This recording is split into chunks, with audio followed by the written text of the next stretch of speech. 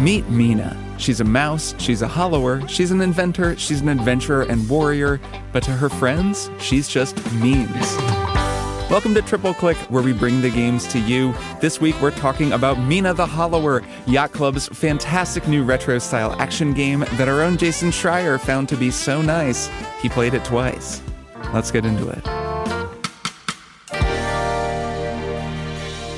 I'm Kirk Hamilton. I'm Maddy Myers. And I'm Jason Schreier. Hello. Hello. It's us again. Here we are.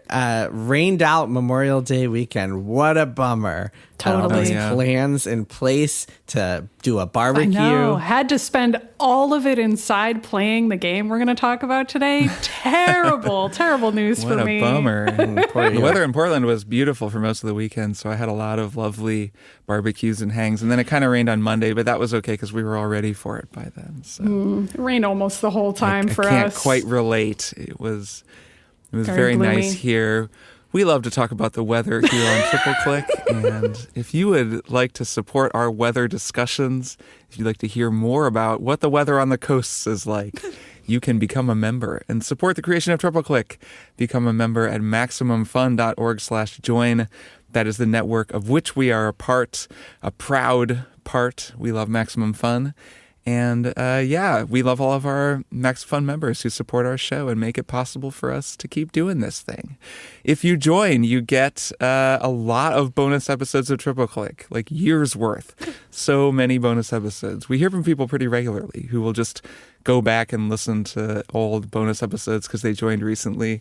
And those are a lot of fun. A lot of them are spoiler casts about games that we played or movies that we watched, though we cover a lot of other stuff in the bonus feed as well. We kind of do fewer games, beans casts as we call them, spoiler episodes now than we used to, and just talk about all kinds of things. Lately we've been covering The Sopranos, an amazing TV show that we just sort of kind of started watching and talking about. And we're up through season 3 of that show, recapping it sporadically in the bonus feed. And we've also been watching a lot of documentaries about video games, which have been really cool. Indie Game the Movie, The King of Kong. You can hear our thoughts on those in the bonus feed too. And this month, we're going to be doing something kind of like that. We're going to be watching a documentary that is in fact a mockumentary called Players, which is a fictional documentary about a fictional esports team, focusing really on a couple of fictional esports players. And it is a lot of fun. It's very funny. It's made by the people who made, what's the Netflix American show Vandal. called? Thank you. It's made by the team who made American Vandal, the two-season mockumentary for Netflix, which is pretty tremendous. And it's really just as good. It was a little underwatched when it came out, and it's kind of hard to find, but you don't have to have seen it to enjoy this bonus episode that we're about to record. I think it'll be cool for anyone who's interested in esports, League of Legends, just a lot of this stuff. It's a great story. It'll be really fun to talk about. Anyways, lots of good stuff in the feed. Become a member, MaximumFun.org/join. Support our show, and thank you so much to everyone who already does so. Bing! One more thing that I wanted to add here that came in after we recorded. Last week, I talked about Mixtape and my complex reactions to it. I generally liked it, but there was this one creative decision I didn't really like, which is that there are songs presented in the game as real songs that are actually fictional songs, and it's not clear where those songs came from. So just this morning on Wednesday, I finally heard back from the game's PR about those mystery songs that I'd been unable to identify.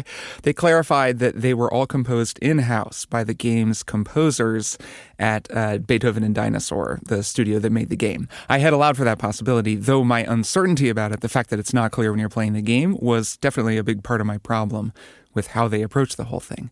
So now we know where the music is all from, though I'm still unclear on why the songs aren't accounted for in the game's credits, given the way that they're presented in-game. I followed up to ask about that. We'll see what they say, but in the meantime, just wanted to provide an update since I just talked about the game last week. All right, on with the episode. Bing! All right, well, we're going to talk about a really good video game today, but first we're going to talk about another really good and maybe sometimes not so good video game that I think we just kind of have to talk about. Jason, why don't you take us away on both topics? I saw you losing yourself in the construction there, being like, oh God, I was holding on to it for dear life. Shouldn't have done that. Well, it is a video game. So last week, the folks at the game studio Bungie announced that Destiny 2 is coming to an end. And this marks the stopping of new updates for Destiny, the Destiny franchise, after 12 years. It's essentially been going strong, getting stuff every single year, if not more often, since 2014.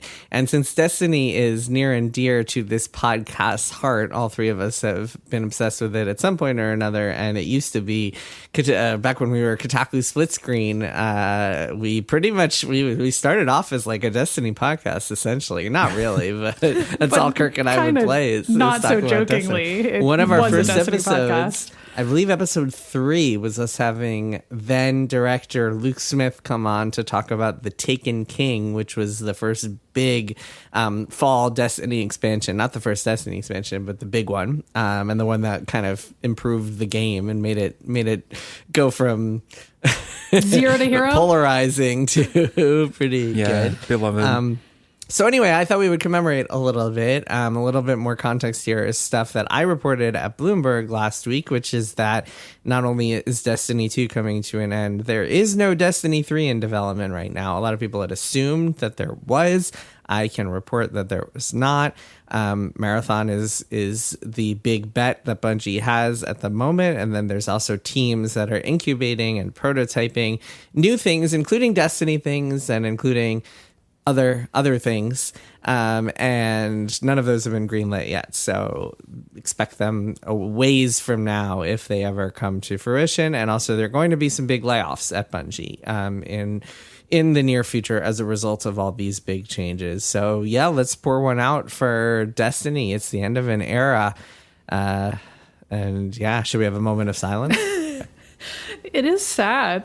I mean, I know we're kind of laughing about it, but I was surprisingly sad about this when I heard about it. For somebody who hasn't played Destiny 2 in a really long time, I was like, wow, I just kind of thought it'd be around forever, like World of Warcraft or something. I know that's not feasible and probably isn't even feasible for World of Warcraft while we're here, but it did feel like it's extremely feasible for World of Warcraft. Makes a shitload of money. True, but I don't know. When we're 64, are we still going to be talking about World of Warcraft? That I can't. Forever promise. is a long time. Yes, exactly. But it did feel that way psychologically to me, even though, of course, I was reading all the same news stories as everybody else about how things were going at Bungie and how people were feeling about Destiny 2 and the player count, etc. I don't know. It just didn't occur to me. And also, when I was playing Destiny 2 and talking about it a lot on this show, that was what became the inception of what is now my weekly Thursday gamer night. That began because of Destiny. So I was also kind of emotionally thinking to myself, like, wow, like the reason why I really make regular time for multiplayer gaming in my life as an adult, which is something that was so easy to do when I was a kid and a teenager. You just kind of fall into it. But as an adult, you really have to organize it. And Destiny 2 was the reason why that even happened. So I feel like I have an eternal soft spot for it because of that. Yeah, I have a similar relationship. The group of guys that I play video games with still were initially sort of my Destiny friends and the people that Jason, you and I played a lot of Destiny with. And we kind of bonded through our time with the game. And of course, at times complaining about the game, the many missteps that Bungie made along the way, but also the really high highs, especially of those first few years. And it was, so it was a big deal for me as well, socially. And yeah, I think the comparisons to WoW are interesting because when Destiny launched, it really wasn't trying to be World of Warcraft, or at least it was trying to set itself apart, even though Luke Smith, I remember talking to him about how much he loved World of Warcraft and how I almost got the sense that there was one faction within Bungie who wanted it to be more like an MMO and more like World of Warcraft. And then another faction, Bungie, of course, a famously factional studio, another faction who were more the Halo, we want this to be a console first-person shooter. And in hybridizing the two things, they created something that was kind of neither fish nor fowl for a few years, and then gradually, especially in Destiny 2, became much more like World of Warcraft and more just an MMO that got kind of MMO-style upgrades or updates, and, they handled loot a little more like an MMO, but it still wasn't really quite World of Warcraft. Like, it had that kind of awkward console shooter that gets sequels. It was just like the fact that there was a Destiny and a Destiny 2. Yeah, there was a 2 and then in there. Destiny 2 what became the platform. It just wasn't quite like World of Warcraft in some fundamental way. And I don't know how much that relates to the fact that it couldn't ever just become the perpetual game that's just fun for everyone forever, that some people always kind of wanted it to be, and that it felt like it just never could quite get to. But it does. I would have to imagine that some of that, that kind of foundational, there's a bit of a fracture in its foundation, and that was always the sort of fatal flaw with the series that wouldn't allow it to kind of transcend its roots and just become an eternal thing. So when Destiny first came on the scene, it was published by Activision. Activision funded it to the tune of infamously $500 million. And it was $500 million for this kind of 10-year plan that wound up leaking in, of all things, a lawsuit over Call of Duty. So this plan leaked out, and you could see in it that there was this content plan for Destiny 1, then an expansion that was codenamed Comet a year later, and then Destiny 2 a year after that, and then Comet 2 after that, and Destiny 3, and so on and so forth. Call of Duty style cadence of just kind of yearly updates. And it's really interesting because what happened was, for a variety of reasons, including Bungie's engine and tools just being unwieldy and taking a lot of time to work with, they found that kind of content schedule was just untenable. And in 2016, at the beginning of 2016, they had to delay Destiny 2. Their CEO was ousted as a result of that. Some heads rolled because they had to slip a whole year for that. And then Destiny 2 ended up coming in 2017. And then a couple years after that, there was this expectation from Activision, hey, you guys have to come out with Destiny 3. And the people at Bungie were like, no, this doesn't really work. We want a service game that is continually updating, and that doesn't really kind of fit with this plan for releasing continual sequels over and over again, especially because from Destiny 1 to Destiny 2 came a player reset, and you lost all your stuff and had to start from scratch. And that was something that players of this kind of World of Warcraft style service game were not amenable to. And so as a result of those conversations, Destiny and Activision wound up splitting up. Bungie and Activision wound up splitting up. Bungie kept Destiny and wound up turning Destiny 2 into a service game. A couple years later, they got bought by Sony, and Destiny 2 just became this ongoing thing with the awkward title of Destiny 2, that it was just like, oh yeah, we wound up with Destiny 2 as a service game. And they made a lot of mistakes. Somewhere in there, notably, Destiny 2 also became free to play, I think, which is a worthwhile thing to 2019, later in 2019 with Beyond Light. And I think one of the mistakes they made, there were a lot of mistakes along the way, but one of them was that they could never really figure out how to make the game approachable to new players. If you're a new player and you're logging into Destiny 2, it is really not approachable in any possible way. And a lot of the content that has been released for the game has been taken offline because they've cycled out of old stuff. I believe they said because of storage issues and whatnot. And there were a lot of just mistakes made along the way. But the thought of a Destiny 3, I think, for Sony's bean counters was a little out of hand. The idea of spending $500 million on this game before marketing, I think, was not something that Sony had the appetite for. And so that never got off the ground. There was a project that Luke Smith, who we mentioned before, was working on called Payback, was the codename. And that was kind of this weird spin-off thing. It was like third person and kind of like Genshin Impact-y.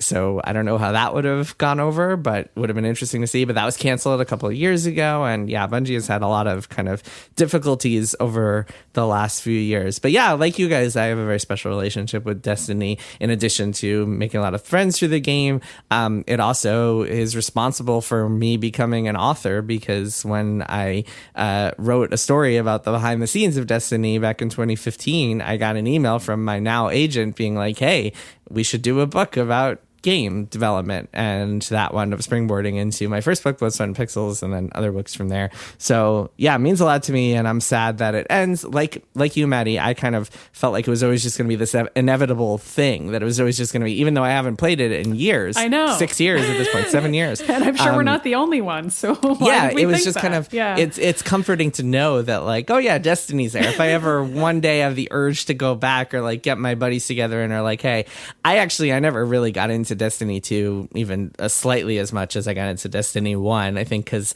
a lot of the friction that I really enjoyed in Destiny 1, they smoothed off, which I think is a lot of the complaining about it was part of the fun. But that's a conversation for another day. But yeah, I'm sad. I'm sad that it's over. And obviously I'm very sad that there are going to be layoffs and that people are going to lose their jobs as a result of all this. And it's just a very sad situation. Yeah.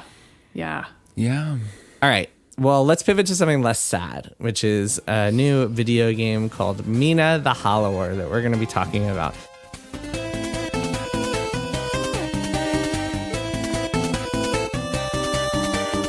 Mina The Hollower is out this week after lengthy delays. It was originally planned for last October, but really it was originally dated for 2023 in the original Kickstarter that came out a few years ago.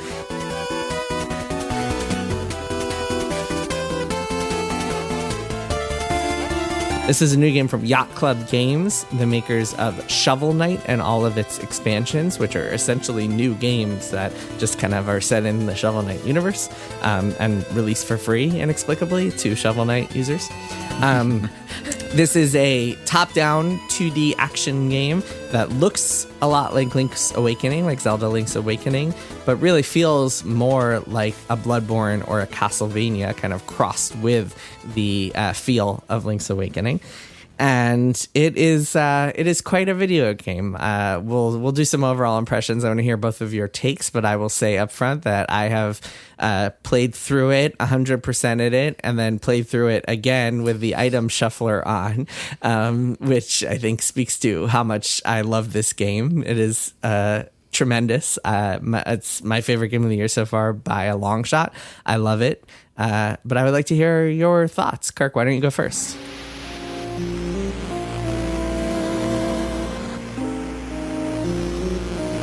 I love it too. It's fantastic. I think it is just, it's clearly such a labor of love. There's a ton of thought and care put into every screen, every character, every bit of dialogue, every item, every combat encounter. It has some of the best music I've ever heard in a video game. No surprise, given the score is by the great Jake Kaufman. But I've really come to have a new appreciation for him. I'll maybe talk about him a little later. But he's just such a great composer. Strong songs?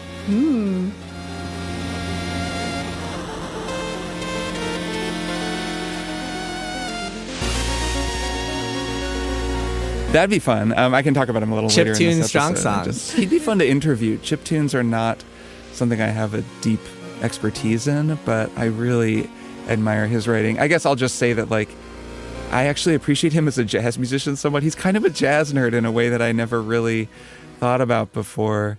And I recently made an episode of Strong Songs about Kind of Blue, the jazz album.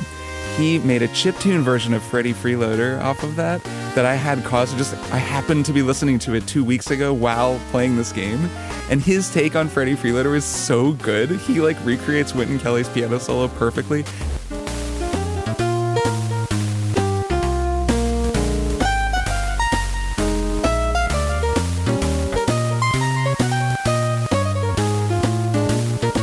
It's amazing. So anyways, Jake Kaufman is... We gotta shout out the opera, his version of Final Fantasy VI's opera theme also. Nothing left to save.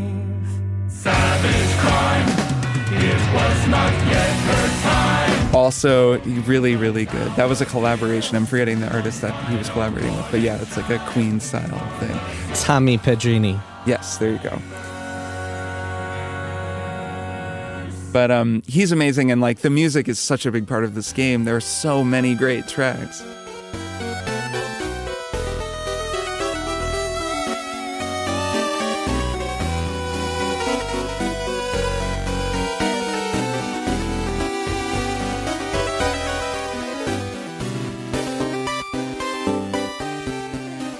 But man, I mean, it's just so fun. And my main thing that I want to talk about later is that one thing I really appreciate about this game is that Yacht Club included a ton of modifiers, including difficulty modifiers. And I've been using some of them and having a great time.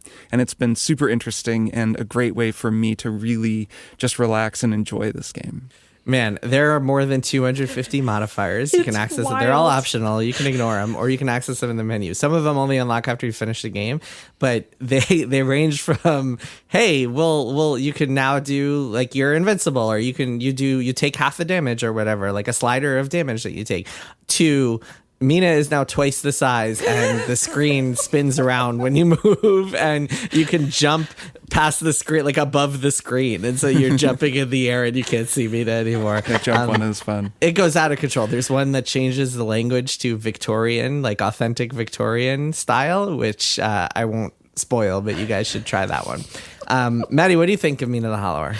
I also love this game. Clearly, it's getting a rave from all three of us. I really, really love it. I think we talked about this way back when the Link's Awakening remake came out, but I think I know Jason and I are really big fans of Link's Awakening and like that old school Zelda style. Ooh, maybe that should be a bet game someday.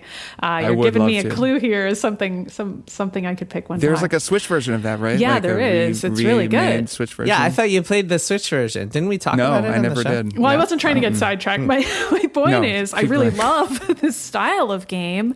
And I think that it's clear from Shovel Knight that the devs at Yacht Club are really kind of fascinated by taking this retro game style and modernizing it and adding kind of modern sensibilities to it. And that is something that many developers try to do, and they don't always succeed. But this is incredible. I am just blown away by how strong it is. It is truly like if Zelda were very difficult and complex in terms of exploration and combat, but also I say it's difficult, except that as Kirk said, there's this massive suite of modifiers that make it so that you can transform the game into essentially whatever experience you want, which is incredible. I mean, I feel like I just don't have enough good things to say about it. I almost don't even know where to begin with all the things I like about this game. Are you using the modifiers, Maddy? I have ended up using some of them, but Kirk and I can get into which ones we're using. I don't know, Jason, if you've gotten into them. Some of them make the game harder, which is fun, and some make it easier or just different. They're incredible, honestly. Well, the thing I mentioned earlier is the item shuffler. So that's one of the options.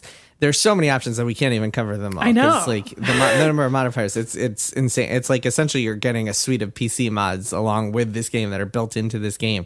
You can skip entire sections. I mean, there's so much cool stuff you can do. But when I'm talking about the item shuffler, so it randomizes the locations of every upgrade and trinket and special ability, everything that you can get in the game. It just like shuffles it up to a hilarious degree. So like it'll at the very beginning of the game, you get into this ship crash, and then the captain is like, here, like this will help save your life in a pinch, and he gives you these vials that you can use to heal yourself. But in the item shuffler, he might give you anything else. So instead, I don't remember exactly, I got a key or something, and I was like, oh great, I got a key, and wait a minute, I can't actually heal myself, and like I had to spend the entire first hour of the game going without being able to heal myself, which was a very fun challenge. So that's just one of the many modifiers you can play around with. A couple other things we should talk about on this game. So this is, I think, even though it looks like a Zelda and we're making the Link's Awakening comparison, I think it's actually really important to establish this is more of an action game than a Zelda game. The dungeons in this game feel more like Souls dungeons, or even Castlevania dungeons might be the closest comparison, than they do Zelda dungeons. There are no block puzzles or buttons that you're going to be, or like elaborate key labyrinths that you're going to be solving. I mentioned keys earlier, but those are entirely optional things. You don't need any keys to get through the main quest.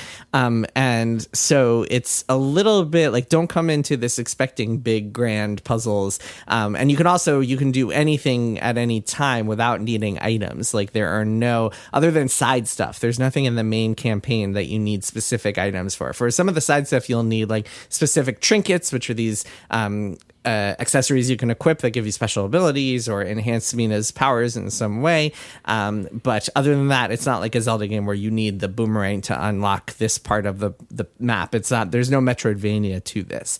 That said, there's a bunch of really clever kind of environmental secrets that you can find that do remind me of Zelda, but in a very different sort of way. I would add that there's also a sort of Souls-like experience system. You earn bones toward leveling up, and you lose them if you die, and the enemy that killed you kind of gets them, and you have to get back to them and, you know, hit that enemy or kill them to get your XP back, and if you die again, you lose it for good. So it's very much got that Souls XP system. However, there is a modifier to just completely turn that off, and you can kind of upgrade over time to make it more forgiving. Just the more you play the game, the systems that make it difficult become really softened over time, just through playing regularly without any mods. Yeah, it reminds me of Elden Ring in that way, in that the first couple of hours are the hardest that you're going to go through. That's definitely true. And I'm actually curious to hear about both of your experiences with the mods and how you've used them, because I think some people might come into this game and hit a wall right away, because it's really tough right away until you,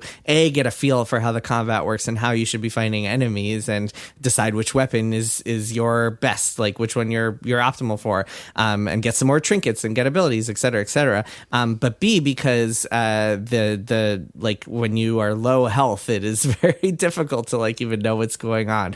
And you're like still mastering the 2D, like the space of it all and the verticality of it all and the platforming of it all. So yeah, tell me about the difficulty modifiers you guys are using.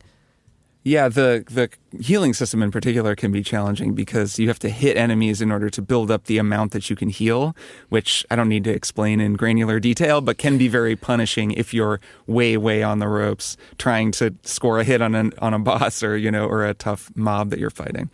I've used experimented with a number of different difficulty modifiers, and I'm still using plenty of them just because I find it really enjoyable.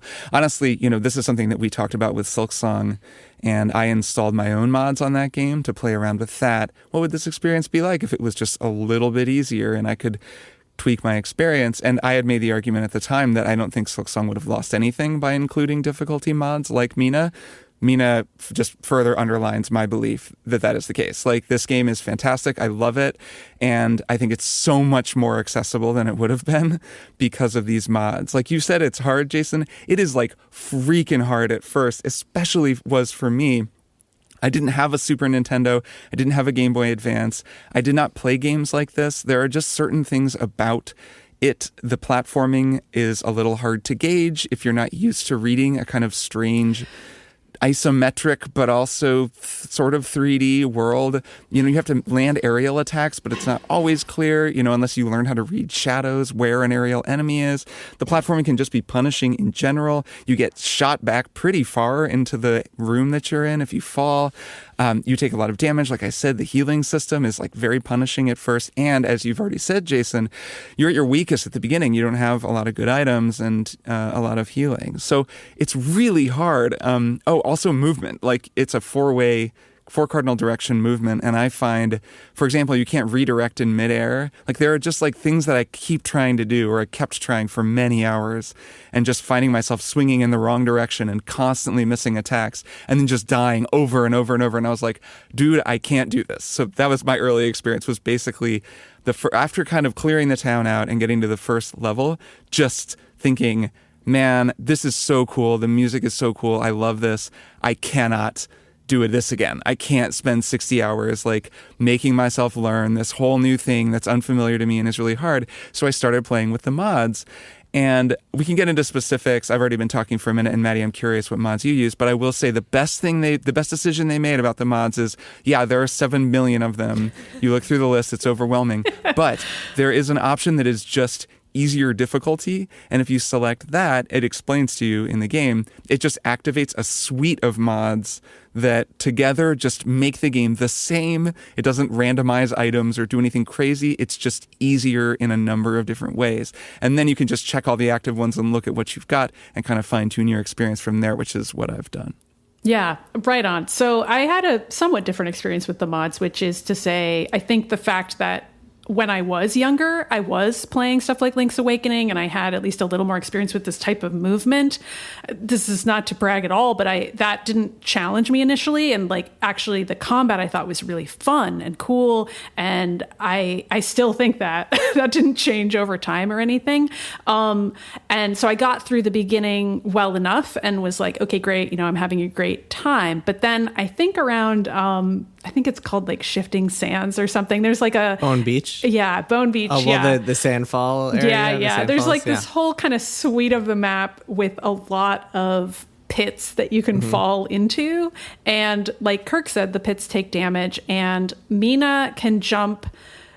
Her jumping is fine, you know. Like there's some platforming elements in this game that I would describe as maybe the most challenging part for me personally. And can you describe the actual hollowing, like the tunneling, and how that works to give you a longer jump and stuff? Because we haven't actually described that, and it's a central mechanic. Yeah, that's true. So in addition to just kind of like the classic suite of weapons that you could imagine, like she has knives and a sword and like a mace and things like that. You could imagine she's like a little Link from Legend of Zelda, but with a bigger suite of weapons like you might have in a Zelda version of Elden Ring. Little Simon Belmont. In addition to that, Mina is a little mouse. We haven't even talked about how great the world in this game is, by the way, but she's an adorable little mouse in a world of animals and also people, and it's kind of medieval infused with some science fiction elements.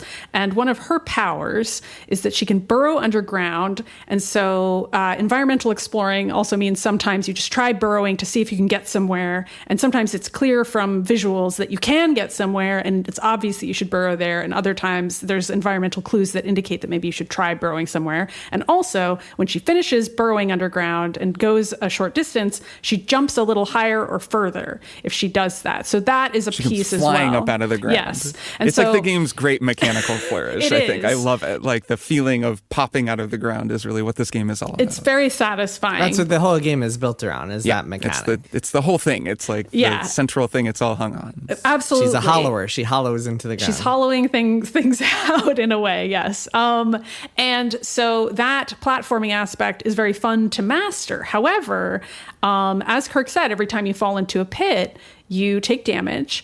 And in some of these areas, there's no enemies really, or not enough enemies that you could like charge back up, for example. And in my case, a lot of times I'd be like having to do this very complex series of maneuvers to get across several gaps. And then I would die, or I'd be slowly taking damage just to teach myself how to get across all those gaps. And I'd be sent all the way back to somewhere way far back. And I'm like, this isn't even really like a test of my skill. This is simply sapping hours of my life. So one of the first modifiers that I turned on was the one that just doesn't damage me if I fall in a pit. And that alone was like life-changing for me personally. It's a huge one. Was that I was just like, I just need to only get sent back to the beginning of this part so that I can just practice this part. So like, that's my first number one recommendation with these is like, just save yourself the time. But I mean, all of them are great. Are you using trinkets, Maddy? Well, sure. I mean, that's part of the game as well. Jason's about to tell you that it's actually easy. No. Well, there are trinkets there are trinkets that I found that I just like wouldn't let go of. So like the frisbee, a few that I'll maybe. recommend. No, that's a sidearm that you're thinking yeah. Oh, the trinkets. The sidearms are you have two kind of different ability categories. The sidearms, which are your sub weapons, like in Castlevania, where you can like throw holy water, and it's a whole suite of them, 14 or 15 of them. Trinkets are your accessories that you equip, and so there are a few that I like couldn't live without. One gave me an extra life, so you die and you come back to life when you use that one. Another one makes it so you can walk on a couple of pits without falling, which like gives you some extra runway to jump a giant gap. There are others too that just like will make it easier to platform. There's one that gives you an air dash. You just press A and you dash in midair. There's another one is just a huge bicycle.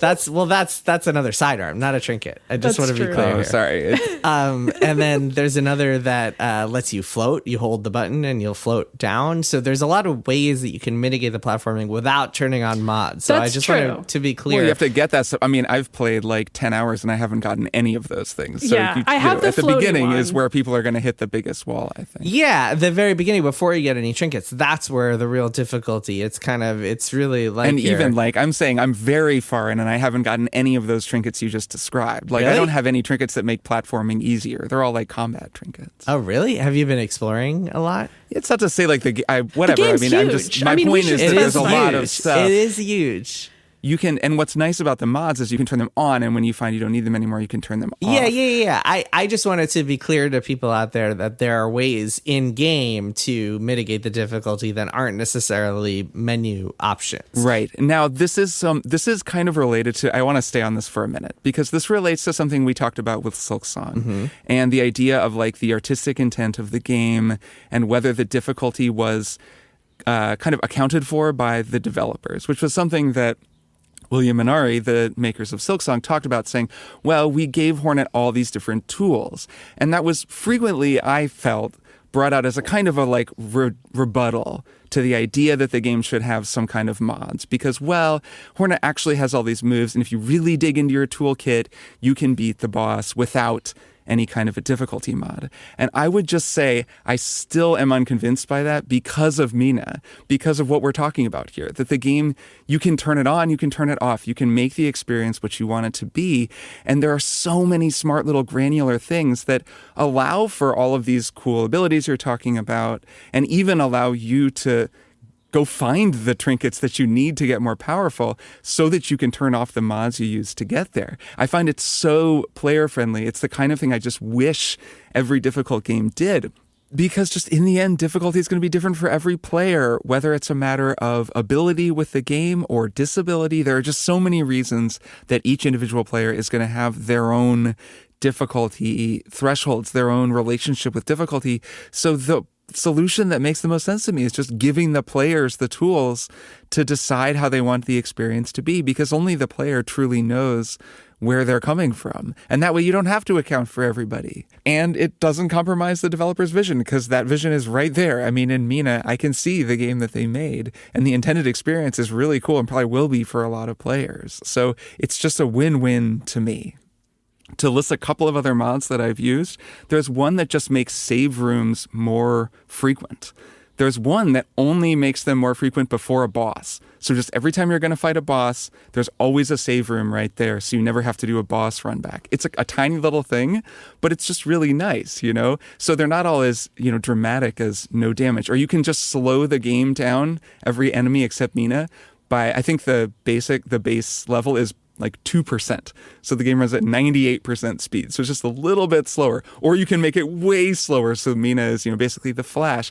There are so many settings like that. And I really just really, really want to underline that for everything the game does, for every tool the game gives you to make it easier as you go, the existence of the mods and those like in-game assists, those two things are in no way mutually exclusive. And in fact, each one makes the other thing better. Yeah, I agree. So getting on what you were saying earlier, Kirk, I think, so most of the trinkets in this game, you have to really do some digging, literally and figuratively, to find. Because this is a game full of secrets. And one of the true pleasures of this game is just how many environmental secrets there are. There are every single screen on the map. There's some little hidden cracked wall that you can smash open, or a little place that you can burrow under that you didn't realize before. Or sometimes the secrets get truly ridiculous, and I won't get into specifics, but if you find a telescope, look into it and just spend a little time looking around and see what you can find. There's also a central hub, a town where there's tons of shops and also a ton of secrets to open up shops and get into different areas and find secrets and stuff in there.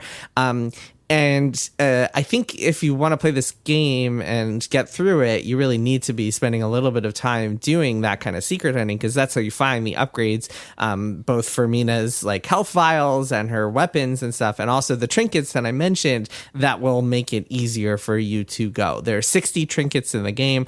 Again, these are not the sidearms, the weapons that you can equip along with your main weapon. These are the accessories that you equip in your menu screen, and you can customize them in whatever ways. And there are a lot of of really cool synergies you can do with them. Like one of them makes enemies drop more bones, drop more currency, but then they bounce around a lot, so they're harder to get. But then you can equip that one, and then also another trinket that gives you a magnet for like the magnet magnetizes one. I all love of that the bones and sends them flying to you. So you can maximize. So those two make good synergies, and there are a lot of combinations like that. And yeah, just as you're going, it's a really cool design. The entire world is connected in unexpected ways, and there are a lot of really cool shortcuts that you'll find along the way. When I first started, I was a little disconcerted that there was no map, but then I grew to appreciate that actually, because you really learn the world so much better and in such a more intuitive way by actually learning it and experiencing the space and finding the shortcuts. No map in Dark Souls, is there? Yeah, exactly. It's very Souls. No map in Bloodborne. Yeah. It's and then you kick the ladders down, or in this game you kick ropes down and other various shortcuts in much similar way to a Dark Souls or a Soulsborne game, whatever we want to call them, where you're like, oh, this is connected to that, and it's like everything's unlocking in your mind. That's like the best part of these kinds of games. And there is also 100%. Eventually like a very zoomed out version of the map, we should say, that kind of shows you like the big versions of the areas that you can go to. It shows you each region, essentially, and how they're connected. But even then, like, there might be unexpected connections between one region and another here and there, different pipes that take you to different places. And there are just so many cool secrets, like so many, each new region introduces like one or two central mechanics. Like you get to an area called September, and it introduces this idea of like lightning shooting down, and it introduces this idea Great of like music in September. Fantastic music. First September music is so and it introduces these leaf piles that you can't smash. You can only take out by jumping on them. And then it starts playing around with like different secrets you can find by finding ways to do that. It introduces Freddy Krueger. Well, that's a whole nother experience. And yeah, I really love the way that it adds in secrets. And I think this is the kind of game that really just rewards explorers and just curious players in that way that I truly love about gaming, where it's just like, oh, I'm going to poke around in this thing. Oh, can I burrow under this? Oh, yep. Turns out I can. And there's a secret there waiting for me. It's also a very fun game to 100%, I'll say, as someone who found all of the collectibles in it, because after you make a certain amount of progress, you can actually buy this like skull accessible, like it's not accessible, it's a skull upgrade essentially that does this brilliant thing. Essentially, it changes your UI. So there's a skull on it, and the skull will glow blue when you are next to a room that has a secret in it, and it'll glow red when you are in a room that has a secret in it. So you can scour the entire map and find all the secrets just by using that. You don't actually need any other kind of tools. And then also what you could do is you get on your map a checklist for each region. So it'll say you found 16 out of 16 secrets here. You're good. And it'll give you a little gold star. And so it's a very fun game to go and backtrack and collect all the secrets. And that combination of upgrades, the map and the skull, make it so you can do it in a way that doesn't feel tedious or monotonous, because you have a good idea of what is where and how much you have left to find. Yeah, the secrets have been my favorite thing about the game too. Just exploring and finding stuff is so fun. I always love that in games like this, but I really love it in this game because it's so clever and so intentional about where it puts everything and how it tells you about each secret. You know, you'll be, I don't know, I was on the train when you unlock a train, and then you can ride the train. And instead of just getting on the train and it's like a loading screen and then you go to the next, to the next area, you're actually on the train for a while, and actually things happen on the train, and there are adventures on the train. There are secrets on the train, but you can just talk to NPCs on the train. And one of them, I can't remember what he said basically, but he just told me a rumor he heard that if you go a certain direction in a certain area, there's a haunted ship or like a sunken ship there. And so that's just kind of nudging me in one direction. Or there are newspapers that Mina can buy after reading each chapter. They're so good. And the newspapers, they're very funny. They have little headlines and images that reflect what you're doing. And they also kind of indicate what might be waiting for you in a new area. It's all so well thought out and so, I don't know, handmade feeling. It's also, I use the word intentional, but it really just feels like people made it and they thought through everything. There's little jokes everywhere, the little NPC character names. Early on, you go into an orphanage and there are two little animal orphans kind of playing around. And okay, I'm going to try to remember. One of them is a kid but it's like a baby goat. And so his name as an NPC is Kid, but his portrait is a goat. But there's just like tons of puns. There's tons of very clever little writing. And then a lot of it is also kind of functional writing. It's telling you where to go. It's playing with your expectations. It's giving you nudges. Yeah, pretty much every secret in the game is hinted in some way by talking to an NPC, and there are NPCs walking in town constantly. And if you stop them and talk to them, they'll give you some hint or little treasure or a little indication of how you could solve a puzzle or what you should be doing. Yeah, I also just really like this weird world that Mina exists in, and I like how underexplained some of it is. Like, we've kind of talked about how from a kind of exploration perspective, it's its own reward, and like that's like the wonderful part of playing the game is that there kind of is an answer to every question in terms of collecting things and getting an item and understanding what it's for. But in terms of how this world works or how it came to be, I mean, I feel like some of it is mysterious in a lovely way, where it's like, well, okay, there are all these sort of anthropomorphic animals, but there are also people seemingly, or at least creatures that look human to me, and like what's the situation with that? And BoJack like, rules. Exactly. There's I was thinking of BoJack Horseman when I was like, what would I compare this game to? And I was like, BoJack Horseman, but like comedy wise, it's really not like that at all. Quite. Totally not in any way. It's family friendly for one thing, but also like it has this sort of whimsical charm and also this undercurrent of doom at points where, like, much like in a Zelda game, like the stakes of the world are really clear to you, and like it's clear that Mina really is up against it at various points, but also unlike Zelda, which has very simplistic rules in the sense that it's like, here's the bad guy, here's the good guy, you know everything, off you go. I feel like in this world, I don't always know everybody's motivations, and I appreciate that in a game, like not having every single piece of the world spelled out for me in the story.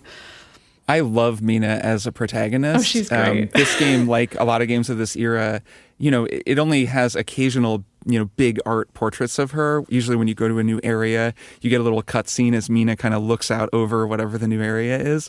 Her character art is so good. She's just so cool. She's the steampunk inventor. And her whole deal is that she's already known to everybody. People know her. Oh, Mina, you invented, this incredible invention that gives us all power and like gives us so much. So she's already a like highly regarded person, which is a fun role to be in this kind of game, since a lot of these games you're like a nobody, or you're kind of rising An up. everyman, perhaps, yeah. Right. Mina is this established like artisan. She's a tradeswoman, basically. She has this one thing she's very good at.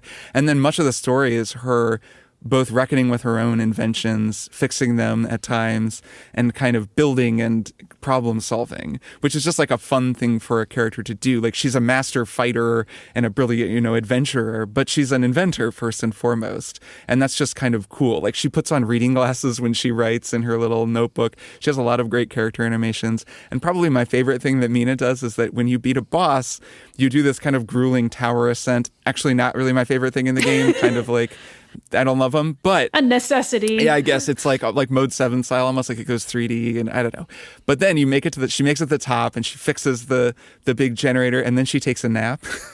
She just is like, oh man, and she just goes to sleep up there for a little while, and she does it after every boss, and I can totally relate. You do something hard, and then you take a nap. Mina is really all of us. Yeah, we should say that the story of this game is essentially that Mina has been called back to this island, Tenebris, by the Baron Lionel, because he's a lion. He's definitely a lion because he's. I think maybe that guy isn't on the level. I don't know. It's just a theory I've got.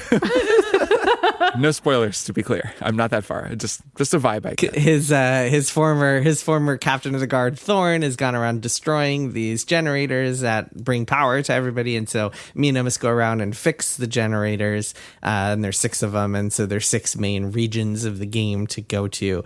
But like I mentioned, I mean, you can do them all in any order. It might be trickier to do some first than others, and there's kind of an intended way to do them all. You're meant to start with the crypt and then go to the the bayou, et cetera, et cetera. Oh, that's so but funny. you could go and do like the Astral Ori, which is one of the tougher ones first if you really wanted to. Levels do not scale, so the doing the crypt first is always going to be the recommended way. Otherwise, you might get just destroyed by doing some of the harder Yeah, I ones. did the crypt second, and I did the swamp first, and it you was did the very swamp hard. first. And then the crypt Oh. was pretty easy, and I was like, oh, nice. Okay, this has gotten easy. It's funny you did. No wonder you had such a hard time at first if you were doing the swamp first. I think I started going toward the crypt without any mods, and then I added mods, and the game just was not as hard, and so it was easier for me to go do the swamp. Like Maddy mentioned, the newspapers; those are indicating to you where you should be going next. By being like, the crypt is like facing all these problems now and stuff. There are a whole lot of bosses, kind of Souls style action bosses, each with their own mechanics, and some of them are super fun. Some of them have really clever ideas,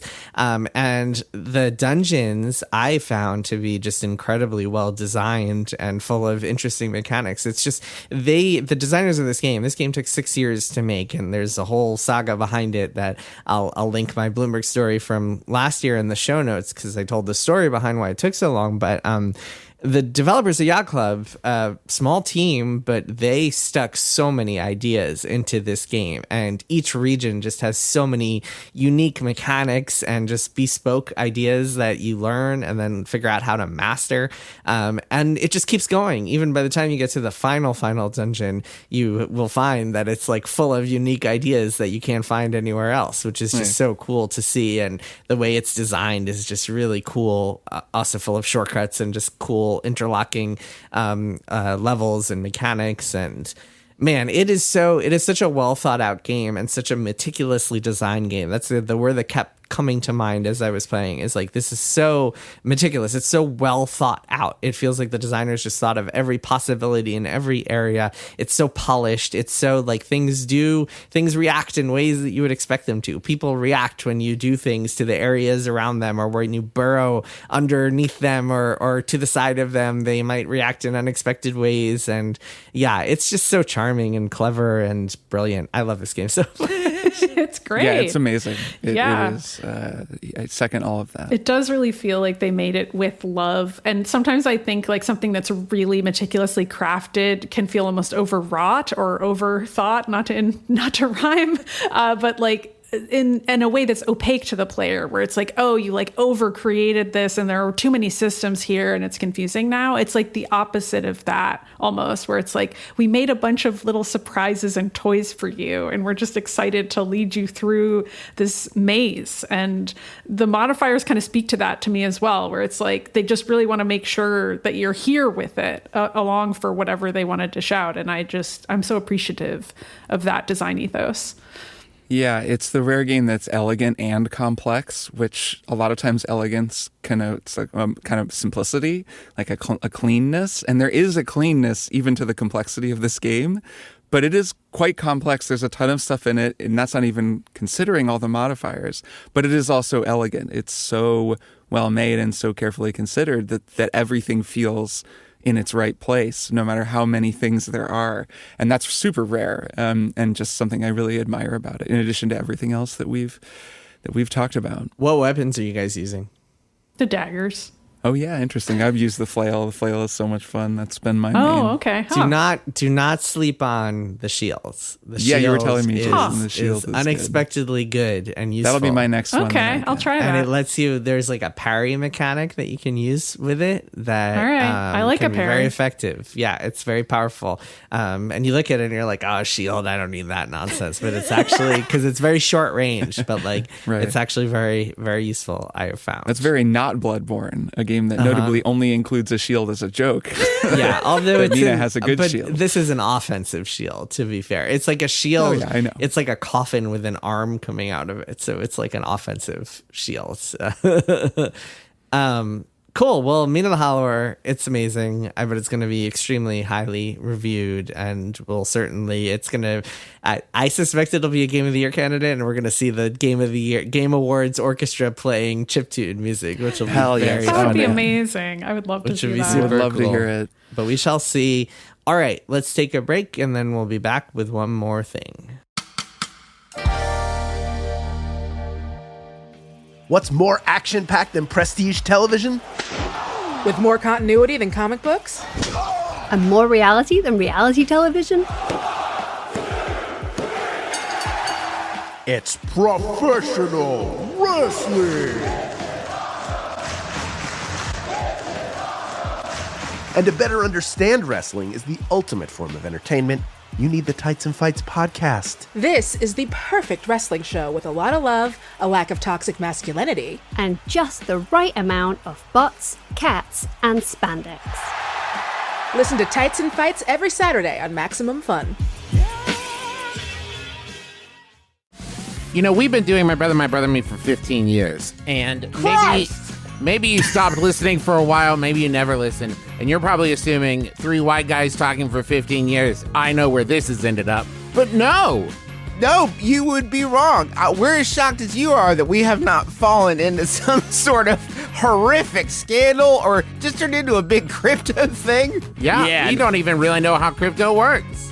The only NFTs I'm into are naughty, funny things, which is what we talk about on My Brother, and Me. We serve it up every Monday for you if you're listening, and if not, we just leave it out back until it goes rotten. So check it out on Maximum Fun or wherever you get your podcasts. And we are back, Kirk, Maddy. It is time for one more thing. Kirk, start us off. My one more thing is Subnautica 2, a game that I've played kind of a lot of. Didn't expect to play a lot of it. Just thought I'd download the early access version that came out a couple weeks ago and see what's what. And then I just kind of kept playing it because it's really, really good. It's also just really, really Subnautica. And I guess that's maybe the main thing I want people to take away from this one more thing is that if you think it sounds interesting and have been seeing all the buzz around it and didn't play the first game, Subnautica, I think you should just go play that because it's not that different. And that's not a bad thing. Subnautica 2 is made by Unknown Worlds Entertainment. It has had quite a fraught development with lawsuits, all kinds of really messy stuff between the game, its publisher or former publisher. Stuff that I've kind of followed. I know that it's a big mess, but at the same time, I mostly followed with dismay because I loved Subnautica so much, and that game just seemed like it just was begging for a sequel. It was so good. I completely fell under its spell and loved it, and just upon finishing it thought, I can't wait for these developers to make another game. Bing! Kirk here. As I'm editing the episode, I'm realizing I didn't mention the fact that the developers did actually make another game. They made this kind of expand-alone called Subnautica Below Zero that I at least found kind of disappointing. I think that's a pretty common opinion. It just kind of didn't have the same magic that Subnautica did. It tried some new ideas. There was this truck that you had to drive around, like an underwater truck, though you were actually on land a lot, which was also sort of weird and didn't feel like the thing I liked about Subnautica. So anyways, I just wanted to acknowledge that because that is a chapter in this narrative. And Below Zero wasn't a bad game by any stretch. Like, it got positive reviews and it's still Subnautica, but it wasn't quite the game I was hoping for, which informs how I've been feeling waiting for Subnautica 2. Okay, just wanted to mention that. Let's get back to what I was saying about Subnautica 2. Bing! And I knew they were working on Subnautica 2, and it just felt like this wonderful promise. And then all of this difficulty surrounding the game and the creative decisions behind it, its direction, people forcing other people out, these battles. And I wasn't even following it that closely, mostly just feeling like, oh, this sucks. Like, Subnautica 2 should have been a sure thing, and I'm worried now about it. So I'm happy to say that Subnautica 2 is, at least in its early access form, really good. I believe they say it won't be finished in 1.0 for like 2 years. So it will be in early access for a while. That said, I know that the early access chunk they released is quite substantial. There's a lot that you can do in it. I have friends who've played like more than 20 hours. They're talking about stuff I haven't even seen yet, parts of the map and giant, subterranean, or I guess giant subaquatic creatures that I haven't seen. But it is not the full game. So if you're gonna kind of wait for 1.0 person, you can wait. However, like I said, it's very polished. There's a lot to do. It's really cool. But then, really, I just want to tell people to play Subnautica 1. If you haven't played Subnautica 1, go play it. Wait, can I ask something about 2? I feel like I keep seeing this controversy over like things attacking you, but you not being able to fight back or something. There's like a lot of people complaining that it's non-violent. Is that a story? Is that real? Oh, yeah, I guess I've seen that. So this was true in the first game as well. I think the first game's director actually gave a really specific quote about how there are no guns in Subnautica, I believe because he was like, we were making this game shortly after Sandy Hook and the school shooting there, and I just like didn't want another game with guns in it. So there are no guns in Subnautica. And there are no guns in Subnautica 2 either, nor is there really any way to like violently respond to a fish that's attacking you. I'm not totally sure like the extent of this controversy. I've seen it floating around. It's sort of funny because people say you can't kill fish in Subnautica, but like you can grab a fish and then you go cook it and eat it. And I think that kills it. So you can kill some fish. Well, you never game. know. But what they're really talking about though are the bigger and the kind of aggressive fish that kind of hound you. There's one really annoying one that like headbutts you, another that kind of nibbles at you. It doesn't take a lot of health, but it's like stressful. It makes really loud noise and they're always kind of around. I think some of this is like an early access polish thing. I built a base consciously away from all fish that would mess with me. And yet outside my base, I am like constantly being harangued by these stupid like barracuda fish that just bite me. So I'm just outside of the base trying to build new additions to it, my like sea base. And then I'm just getting bit all the time and there's nothing I can do. So the more that happens, the more I'm like, I do kind of wish I could like pull out my Uzi, like press 3 and pull out my shotgun and like blow these stupid fish away. So I can just get back to like building the satellite that I'm trying to put on my base or whatever. But at the same time, I think I generally support the game's ethos of like non-violence. It's not a violent game. You're exploring, you're crafting, you're discovering, and then you're sometimes coming upon huge, terrifying creatures that you just have to avoid or like cleverly subvert and get around. And that's like the design. I feel like Outer Wilds has forever ruined me on games with giant fish in them because of the anglerfish that they were scary. Just creep the hell out of me. Well, so I think actually Outer Wilds is one of my first comparison points for the first game and for the sequel. And people who liked Outer Wilds should play Subnautica. That was actually why I got into it. It was a listener who heard me raving about Outer Wilds with the two of you on the show and wrote me and was like, man, if you like Outer Wilds, you should play Subnautica. It is so similar. And I had thought at the time, I'm sure I've talked about this on the show, I had thought Subnautica was like a procedurally generated Minecraft, like Terraria kind of thing. But it isn't. It's a completely authored world that you gradually explore, and it has survival mechanics. Like there's a lot of crafting. You're collecting, materials to make upgraded oxygen tanks so you can go deeper and stuff. But the world is completely authored. There's a whole story to it. You discover this like amazing environmental story as you work your way through it. It's not a puzzle game exactly, but you do have to solve puzzles in like figuring out how to get to new environments or get around new beasts that you uncover. And so it really is, it's very similar to Outer Wilds. I think the two of you would like love Subnautica 1. It's so good. So anyways, I really want to urge people to play that and then just report back that so far Subnautica 2 seems to really be on the right track. The story, there is a story, you're kind of uncovering the tale of your sort of fellow corporate indentured colonists and who all live in clone bodies with like an artificial intelligence governing what they're doing. There's like a lot of interesting resonance with things that are happening today, like critiques of capitalism and artificial intelligence and corporate control. At the same time, it doesn't lose track of like what makes the game good, which is just the Subnautica thing. Like Subnautica 2 has you doing the Subnautica thing right away. It feels very, very similar at the beginning. There are a lot of echoes of the first game, and that's fine because people loved the first game. All I really wanted was, let me just play Subnautica again for the first time, because you can't really replay it. Once you've played it, you've kind of discovered all the things. And that's what this game is letting me do, and that's really cool. I think that was a great decision for a sequel. So I'm so far really optimistic about Subnautica 2. The early access version that exists is very cool for anyone out there who loved the first game and is thinking about the early access. You'll get a lot out of it.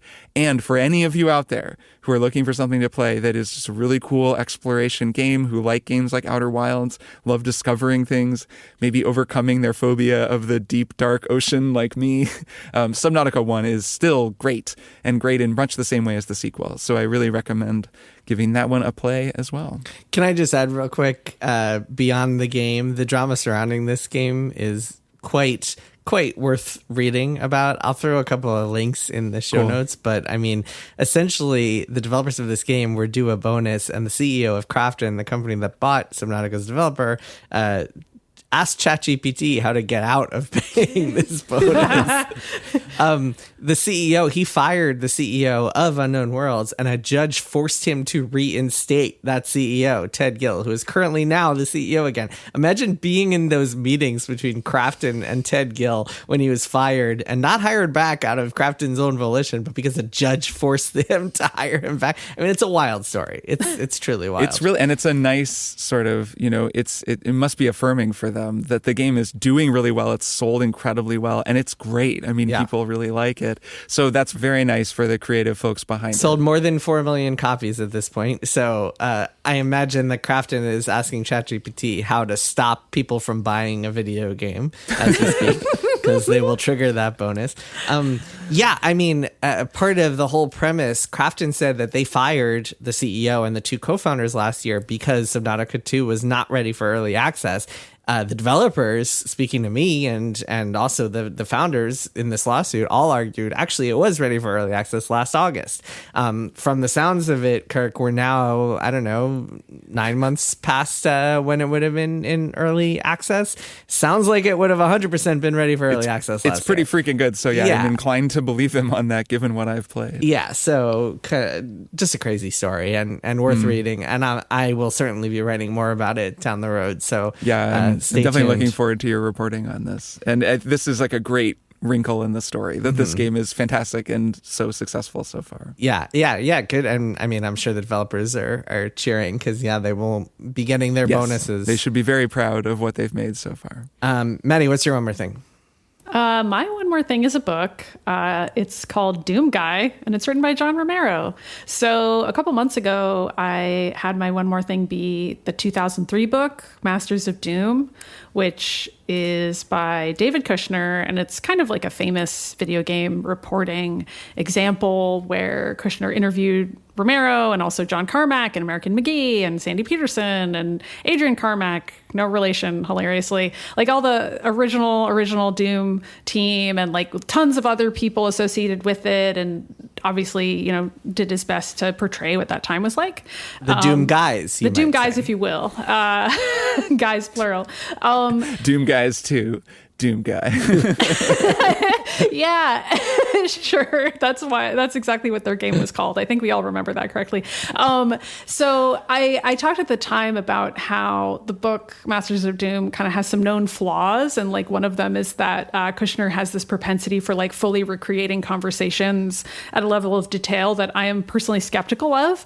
But I did neglect to mention, although I did like tell some jokes about how no one can remember things that well, but I did know this at the time, and I wish I'd mentioned that John Romero kind of famously has hyperthymesia, which is to say he is one of those people who can remember every single day of his life, or so he says, with accuracy. And so in his case, I think he's someone who's come out and said that he had disputed some of the things in the book.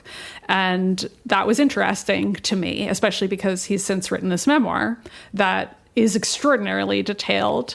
Like, it's much longer for starters. And I just want to give you guys a sense of it. So Masters of Doom, if you were to listen to the audiobook, it's 12 hours and 43 minutes, already pretty long, right? And Doomguy is 17 hours long. So like, it's covering a lot of the same ground, but in far, far more detail, which I think is a benefit, but also is something where I'm like, you need to really, really want to hear a lot of detail about this. And I'm personally very interested in it. So I was happy to enjoy every word. But I do think it's like really worth hammering home that John Romero truly remembers a staggering amount of minutia about the day-to-day happenings at id Software. I will also say a big chunk of the book is just his personal life story. And I also thought that was really interesting. He had a pretty troubled childhood, like an abusive alcoholic father and then abusive stepfather. At least I would describe the stepfather as abusive, although later on they seem to kind of make up in certain ways. Same with his biological father. And John Romero speaks about that with a lot of candor and compassion. And I think that part of the book is also really fascinating and at times really heart-wrenching, and like speaks a lot to just the kind of person that he became. And I think that is a big part of why he wrote the book. He starts it off by saying that he really feels like he was a product of just where he came up and his childhood and so on. And like that kind of spoke to the kinds of games that fascinated him and the person that he was later in life.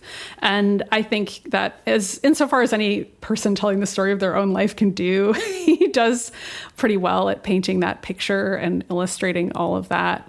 But I would also say, I would not recommend reading these two books within a 2-month period because they go over so many similar events that I did personally start to feel like I was going insane at various points. This is like when they released the 2 Fire Festival documentaries and we watched both of them. It was a little like that, where like you start kind of being like, wait, so I did already hear about this sequence of events previously. It was slightly different the first time, but like now it feels like some sort of weird dream I'm having. This is really just a me problem. But if for some reason you're listening to this and you kind of want to read both books, maybe like split them up by a few years. And as for why you might still want to read Masters of Doom, even though I think it's probably true that there are parts of it that aren't entirely accurate, as would be true of any book. I mean, people's memories are fallible. If you're not John Romero, I suppose. I will say John Carmack has said that he feels it's accurate. And as far as I know, he has no intention of writing a memoir. And there's a lot of really cool details in the book about his childhood that speak to the kind of person that he became. And those are, as far as I know, only in Masters of Doom and probably any other interviews Carmack's done over the years. So I feel like I'm getting the full picture, but I also don't know that I recommend reading both books back to back because it's a little crazy making. If you had to recommend one, like if people listening to this are like, I want to know this story, which one do I read? I would say Doomguy, and in part because it's a more complete picture. It's written more recently. It includes more of Romero's life, and he still includes the full recounting of everything that happened in terms of how they were making Doom, and writes in a very accessible way about the development of some really, really exciting gameplay tools.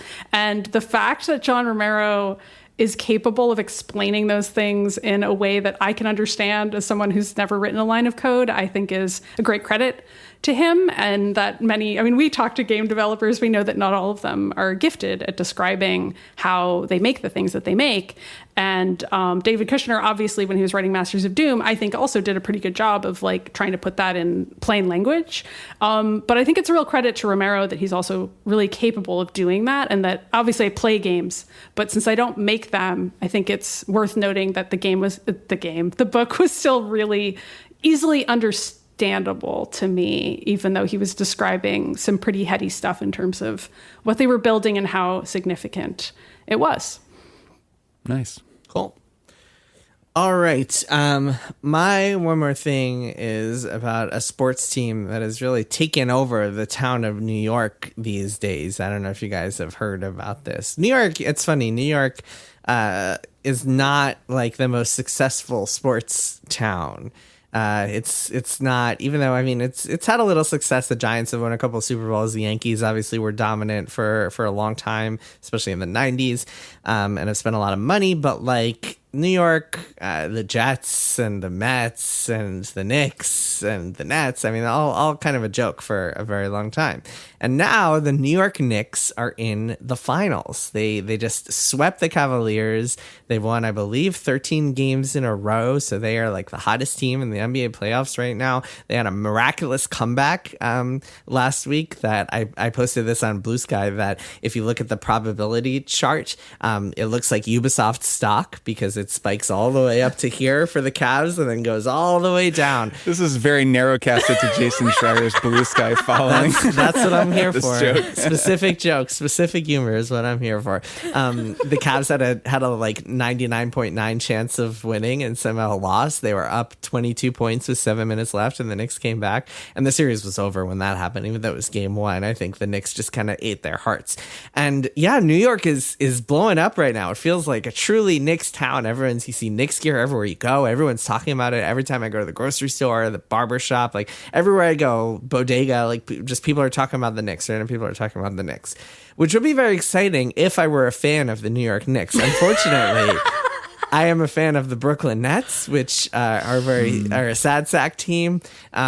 Whenever you go to a Nets game at the Barclays Center in Brooklyn, probably a solid 75% of fans are there for the other team and are just rooting for the other team the whole time.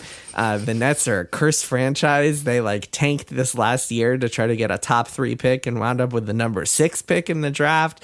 They're just a mess and a joke of a franchise. And I've always kind of hated the Knicks. And now I don't really know what to do because like part of me wants to root for New York, but then another part of me is like, no, fuck the Knicks. I can't stand that team.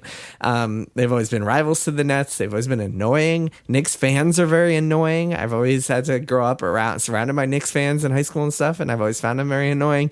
So I'm not sure how to feel about this. I guess if it's any solace for me, it's that the Knicks will probably get crushed by the San Antonio Spurs or the Oklahoma City Thunder.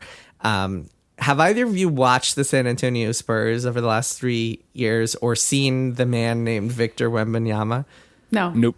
Oh my goodness. Okay. Well, if you get a chance, maybe they'll be in the finals, but you should turn on a Spurs and Thunders game or like watch a clip on YouTube where Victor Wembanyama is playing because he is roughly 8 feet tall and when he plays with other NBA players. Is he really roughly 8 feet tall? Yeah.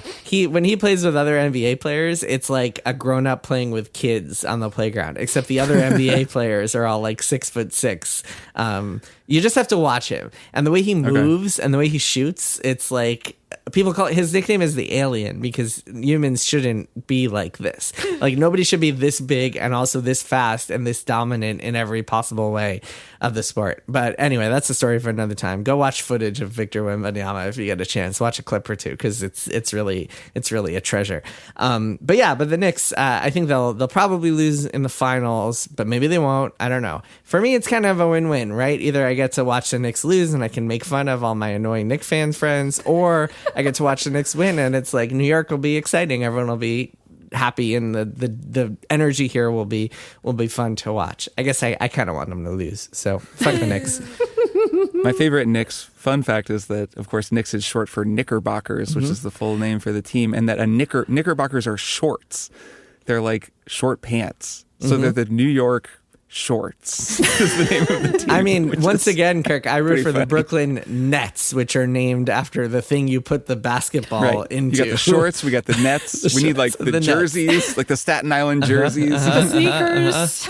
The Long Island just shoes. Naming stuff that we can see. Like, I mean, there's some out there names. The Cleveland's football team is called the Browns. It's just a color. It's just, I think it's named after it's someone's last name. It's named after like the last name of some NFL guy 100 years ago. That's like the worst thing for it to be named after. It's just like a guy. Because we were like, the New Orleans Jazz, it's actually named for Charles Jazz. He was the first owner of the team. That's not true. I'm just making that up. Well, it is like one of those. Kirk, it's actually the Utah Jazz. I don't know if you know I know that. Is it in basketball? The New Orleans Jazz were traded to Utah where they don't allow music. One of my favorite jokes from that movie. Just a classic. Yeah, the New Orleans team is actually the Pelicans. The New Orleans Pelicans. But the Jazz is, of course, fitting for Utah. But anyway, New York Knicks have taken over this town, and I'm not really that thrilled about it. All right. On that note, it is time for us to say goodbye. I hope everyone out there enjoys Mina The Hollower because I will probably be playing it a third and a fourth and a fifth time. I'm just the only bummer is that Yacht Club is not making more of it. I mean, unless something changes, maybe if it sells 1 billion copies, they'll be like, all right, I guess we have to make a sequel. But their plan is to go and now work on 3D Shovel Knight.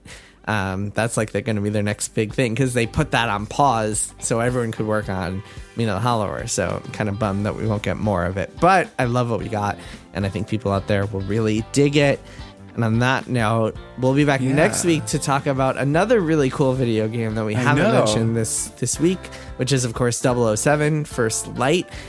We all got that really late. Review code went out really late, so we will talk about it next week. Very short version is I'm very much enjoying it. So it'll be very fun to talk about another good game. Another a lot good of good game. games this year. Just bangers. Good games coming All out. right. Kirk, Maddy, see you both next time. Yeah, see you next week. Bye. Triple Click is produced by Jason Schreier, Maddy Myers, and me, Kirk Hamilton. I edit and mix the show and also wrote our theme music. Our show art is by Tom DJ. Some of the games and products we talked about on this episode may have been sent to us for free for review consideration. You can find a link to our ethics policy in the show notes. Triple Click is a proud member of the Maximum Fun Podcast Network, and if you like our show, we hope you'll consider supporting us by becoming a member at MaximumFun.org/join. Email us at tripleclick@MaximumFun.org and find links to our merch store and our Discord server in the show notes. Thanks for listening. See you next time.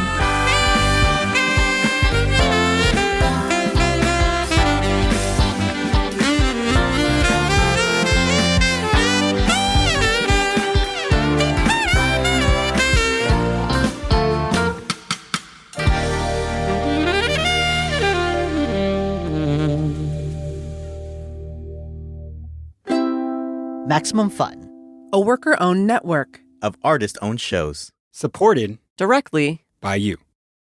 I'm Kirk I